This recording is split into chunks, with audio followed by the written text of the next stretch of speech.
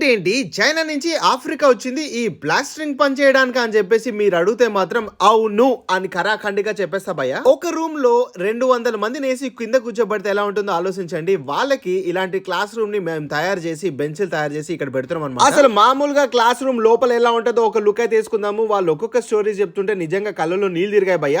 మనం అంత ఎమోషనల్ కాదు అయినా కూడా మనకైతే లైట్గా ఏడుపు లాంటిది వచ్చేసింది అనమాట.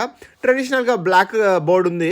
దాని తర్వాత ఈ బుడ్డి క్లాస్ రూమ్లో గరిష్టం 250 మంది అంటే మినిమం వచ్చేసి 150 మంది కూర్చుంటారంట. పైన మనకి వర్ష నీళ్ళు కూడా పడుతుంటే ఈ రేకులు లాస్ట్ ఇయర్ వేయించాం మనము. టేబుల్స్ కూడా ఒక్కొక్కటిగా పేరుస్తున్నాము. పాత క్లాస్ రూమ్ ఎలా ఉందో చూడండి.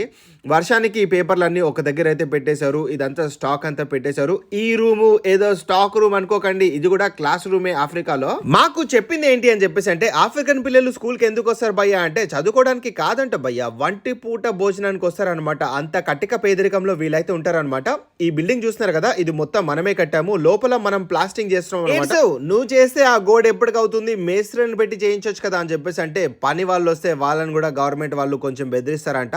ఏదో కింద మీద చేసి ఈ ఎన్జిఓ వాళ్ళు అవి ఇవి అని చెప్పేసి ఇలా పనులు అయితే నడిపిస్తున్నారు. కొంతమంది మేస్త్రులు అయితే ఉంటారు, వాళ్ళతో కూడా కట్టిస్తారు. మేమేంటి అంటే పిల్లలకి ఎక్స్పీరియన్స్ ఇవ్వాలి కదా, ఇది కష్టము, ఇలాంటి బాధలు వాళ్ళు ఎదుర్కొంటున్నారని చెప్పేసి కళ్ళారా చూపించడానికి మేమైతే ఈ పని అయితే చేపిస్తాం అనమాట. ఏ బాబోయ్ ఇంత కష్టమా అన్నట్టు అనిపించింది. చాలా ఒళ్ళు హూలం అయిపోయింది భయ్య ఈ పని చేసిన తర్వాత. ఫుడ్ తిన్నాము, ఆ ఫుడ్ ఏంటో మీకు నెక్స్ట్ వీడియోలో చూపిస్తాను. అంగన్వాడీలో పెట్టే ఫుడ్ లాగుంది ఫుడ్. జరా సబ్స్క్రైబ్ కర్కే నెక్స్ట్ వీడియోకో దేకోనా. బాయ్.